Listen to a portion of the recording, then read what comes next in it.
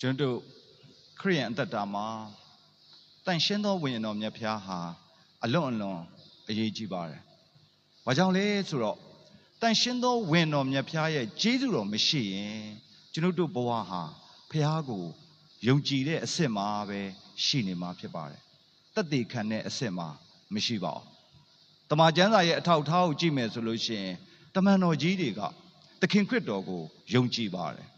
ဒါပေမဲ့လို့ဝိညာဉ်တော်မြတ်ဖျားသူတို့ဘဝမှာမစင်မကြွမချင်းသူတို့သခင်ခရစ်တော်ဟာရှင်ပြန်ထမြောက်တော်မူသောဖျားဖြစ်တယ်ဆိုတာကိုသက်သေမခံနိုင်ခဲ့ပါဘူး။ဒါကြောင့်မလို့ကျွန်တော်တို့ရဲ့နေ့စဉ်ဘဝအသက်တာ၌လည်းကျွန်တော်တို့ဖျားသခင်ကိုယုံကြည်ပြီးတော့မှသက်သေမခံနိုင်ခြင်းဟာဖျားရဲ့အသက်တာလမ်းမှာကျွန်တော်တို့ရှင်သန်ဖို့အားနည်းခြင်းဟာတန်ရှင်းသောဝိညာဉ်တော်မြတ်ဖျားရဲ့ကျေးဇူးတော်လိုအပ်လို့ပဲဖြစ်ပါတယ်။ဒါကြောင့်မလို့အခုကျွန်တော်တို့တွေတန်ရှင်းသောဝိညာဉ်တော်မြတ်ဖျားကိုကျွန်တော်တို့နိုဗီနာပြုလုပ်ကြတဲ့အခါမှာပထမနေ့မှာဒီနေ့ဝိညာဉ်တော်မြတ်ဖျားနဲ့ပတ်သက်လို့အနည်းငယ်လေးဝေမျှလိုပါတယ်။တန်ရှင်းသောဝိညာဉ်တော်မြတ်ဖျားကတဲ့သူကကျွန်တော်တို့ရှိကိုပေးခြင်းနဲ့လက်ဆောင်လေး9ခုရှိတယ်တဲ့။ပထမတစ်ခုကတော့ဉာဏ်ပညာ wisdom ကျွန်တော်တို့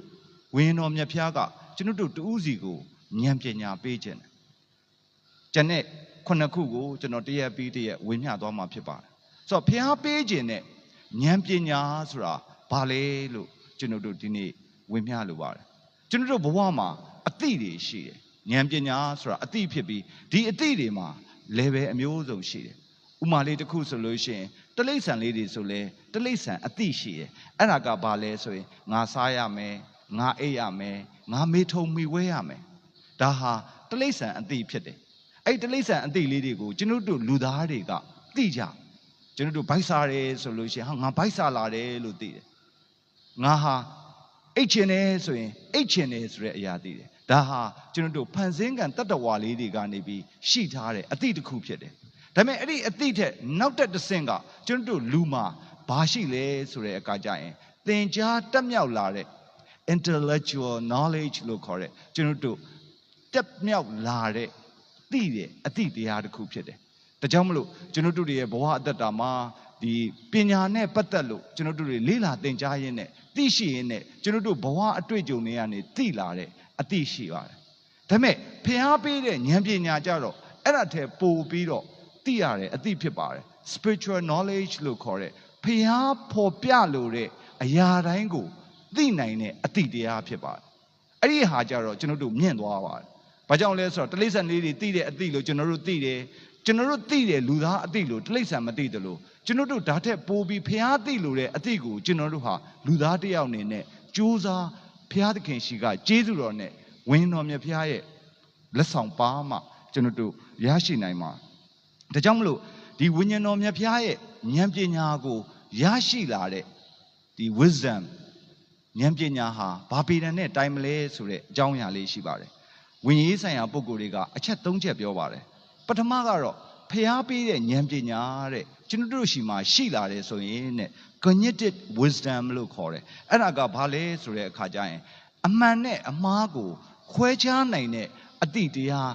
ရရှိတယ်တဲ့ကျွန်တော်ရဲ့ဘဝအသက်တာမှာကျွန်တော်တို့အမှန်နဲ့အမှားကိုခွဲခြားနိုင်တဲ့အသိတရားတွေတစ်ခါကြရင်မရှိပါဘူးကျွန်တော်တို့စံနာတွေကျွန်တော်တို့ဖြတ်သန်းခဲ့ရတဲ့ဘဝအတွေ့အကြုံတွေနဲ့ပဲကျွန်တော်တို့ကလှုပ်ဆောင်မှုတွေမှာအမှားနဲ့အမှန်ကိုခွဲပါတယ်ဒါပေမဲ့လို့ဘုရားသခင်ကကျွန်တော်တို့ကိုပေးတဲ့အသည့်တရားမှာ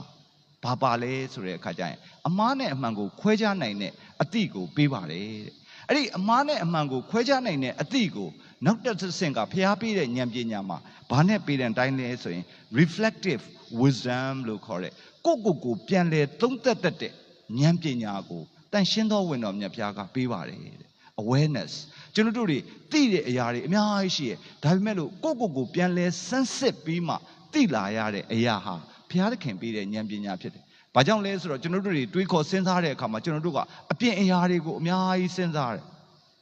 အကောင်းနဲ့အဆိုးကိုခွဲခြားတယ်သို့တော်ညာလည်းပဲကိုပြန်လဲပြီးငါသိတဲ့အသိတရားဟာအမှန်နဲ့အမှားဟုတ်ရဲ့လားလို့ awareness လို့ခေါ်တဲ့ reflective wisdom ကိုဘုရားပေးတဲ့အခါမှာကျွန်တော်တို့ရရှိပါတယ်အဲ့ဒီဉာဏ်ပညာကိုရရှိတဲ့နောက်တစ်ဆင့်ကတော့ဘာလဲဆိုတဲ့အခါကျရင် compassionate wisdom တဲ့ compassionate wisdom ကတော့ဘာပြောလဲဆိုတဲ့အခါကျရင်ကျွန်တော်တို့ဟာကိုချင်းစာထားတတ်တဲ့ စိတ်နဲ့အသက်ရှင်တာဖြစ်ပါအဲ့ဒီဉာဏ်ပညာဟာဖျားပေးတဲ့ဉာဏ်ပညာဖြစ်ပါကျွန်တော်ကကြောင့်မို့ကျွန်တော်ရဲ့ဘဝအတ္တတာမှာဒီလူဟာကျောင်းနေမတက်ခဲ့အောင်ဒီလူဟာဖိုးတော်ကြီးထဲမှာနေတယ်ဒါပေမဲ့လို့ဒီပုဂ္ဂိုလ်ဟာကိုချင်းစာစိတ်ရှိတယ်ဖျားစိတ်နဲ့အသက်ရှင်တယ်ဆိုလို့ရှိရင်သူဟာဉာဏ်ပညာကြီးမှမှာဒါကြောင့်မလို့တမန်ကျမ်းစာမှာဗာရေးထားလဲဆိုရင်ဣသရေလလူမျိုးတွေတဲကနာရမှာလိုက်လံပြီးတော့မှနော် wandering ဖြစ်နေရှောက်သွားနေရတဲ့အချိန်မှာသူတို့ဘယ်နေရာကိုပဲသွားဘုရားသခင်ကသူတို့နဲ့ပါတဲ့အခါမှာတိုက်ခိုက်တဲ့အခါမှာအောင်မြင်တယ်အဲ့ဒါဘာဖြစ်လို့အောင်မြင်တာလဲလို့သူတို့ဘေးပတ်ဝန်းကျင်မှာရှိတဲ့လူတွေကလေ့လာကြတယ်သူတို့ခီးသွားနေကြတယ်အခြေမတည်ဘူးဒါပေမဲ့လို့သူတို့နဲ့တွေ့တဲ့လူတိုင်းကိုသူတို့ကတိုက်ခိုက်နိုင်တယ်အောင်မြင်တယ်ဘာဖြစ်လို့လဲလို့ဘေဂန်စီကဣသရေလလူမျိုးတွေကိုကြည့်လိုက်တဲ့အခါမှာအချက်ကလေးတစ်ချက်သွားတွေ့တယ်အဲ့ဒါကပါလဲဆိုရင်သူတို့တွေဟာဖျားကိုကြောက်ရွံ့ယိုသေးပြီးဖျားပြောတဲ့အရာကိုပဲ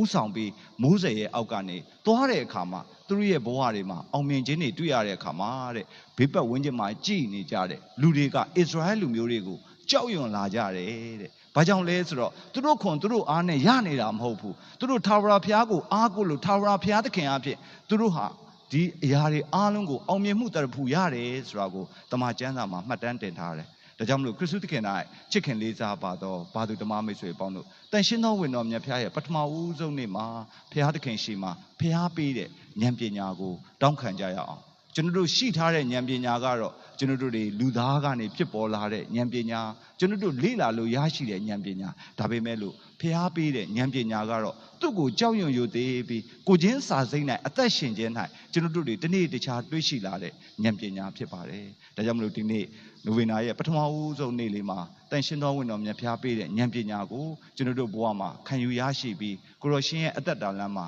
ရှောက်လန်းနိုင်တဲ့ခွန်အားကိုဒီနေ့မိစားတဲ့မြတ်မှာအတူတူကတောင်းခံကြရအောင်လို့အားလုံးကိုဖိတ်ခေါ်ပါတယ်အားလုံးကျေးဇူးပြုမတည့်ရက်လက်ဆုပန်ကြရအောင်